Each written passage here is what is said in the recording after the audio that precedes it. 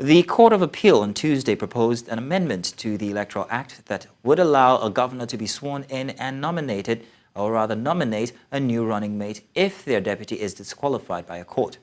The proposal comes in the wake of the Supreme Court's February 13, 2020 decision to sack David Lyon of the All Progressives Congress as governor-elect of Bayelsa State just 24 hours before his inauguration. Lyon's election was nullified after his deputy, Barakuma Degi-Eremienyo, was found to have submitted false information to the Independent National Electoral Commission.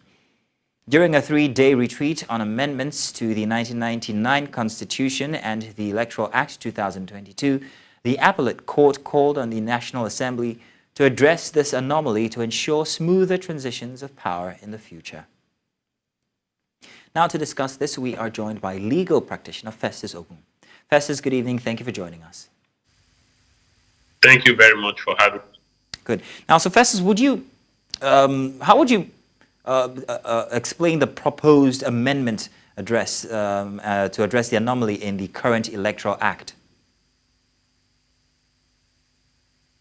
I would say that the proposal by the Court of Appeal is commendable. However, I do not, with respect, agree with it. And the reason lies in the fact that when candidates are sponsored for an election and they've sponsored or appointed their deputy, the implication is that the governors ought to appoint those that have met the requirements of the Constitution. They ought to appoint those that have met the real requirements of the Constitution. And where the law as it stands now is that where a deputy is disqualified, then the ticket or the candidacy is completely disqualified. Similarly, when the governor is disqualified, the deputy will also be disqualified. If the amendment that the Court of Appeal has proposed is allowed to scale through, what we would see in the political space is that politicians who know they do not have strength, but has criminals, people that do not meet the requirements of the constitutions, but has the political popularity, you will see instances where they will bring in these people and have a ticket with them. At the end of the day, they would not mind if that person is taken away at the end of the day. So I think that the position of the law as it stands seems better when you want to pick a deputy, because you have the discretion to pick who will deputize you. When you want to pick a deputy, you must be very cautious of the person you intend to pick, and you equally must be ready to bear the consequences that comes with your choice. So I do not believe that provision of the law should be amended, or the current position of the law should be amended in that respect. Those that have appointed deputies that have not met the requirements of the Constitution should live by the consequences. If we are going to go by this argument, I would also say that then if a governor is disqualified, then the deputy should automatically move in.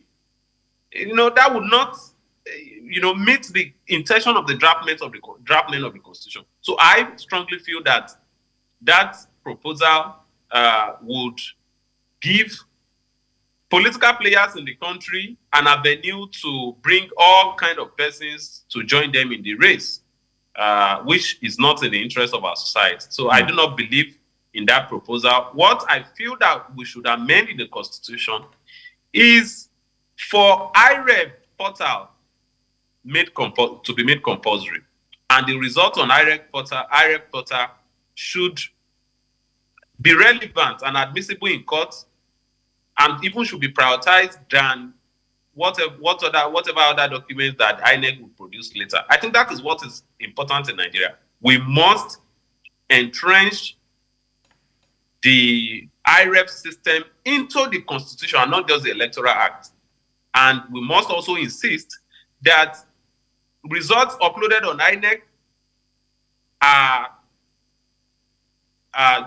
they are countenanced with and not discountenanced, the way we've seen in our recent constitutional history. So, Festus, if this amendment was to go through, how do you think the future gubernatorial elections would hold in Nigeria? Do you see them going awry in any way? That is what I've just said. We would have a situation where governors or governorship candidates will look about, pick whosoever they like, knowing fully well that, look, if this person is even disqualified, I will not be affected. That will not be in the interest of our country. What we want is for both the candidates and their deputies to be qualified in accordance with the provisions of the Constitution.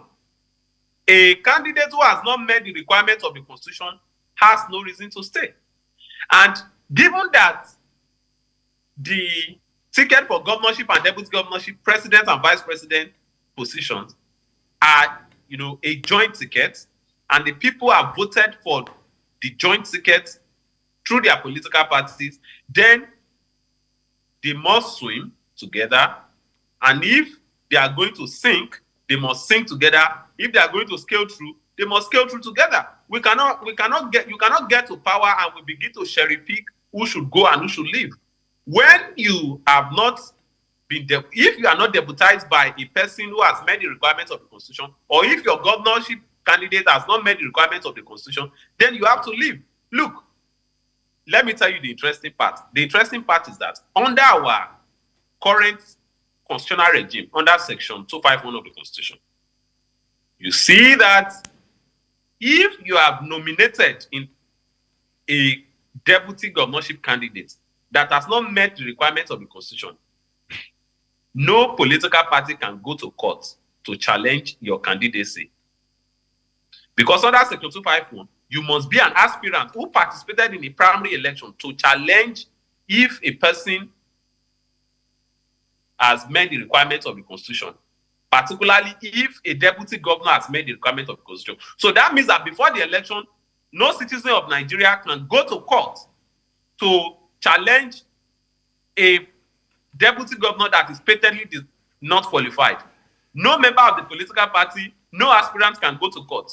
The only instance where you can challenge this is after the election.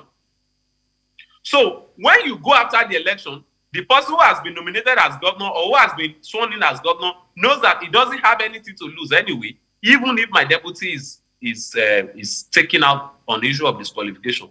That shows that we will now have instances where issues of disqualification will be rife because our political players will now appoint people that are patently not qualified, knowing fully well that you cannot challenge us before the election. And even if you challenge us after the election, I will still, the governorship candidate or the person sworn in as governor will still find his way. So I do not believe that it is healthy for our political atmosphere.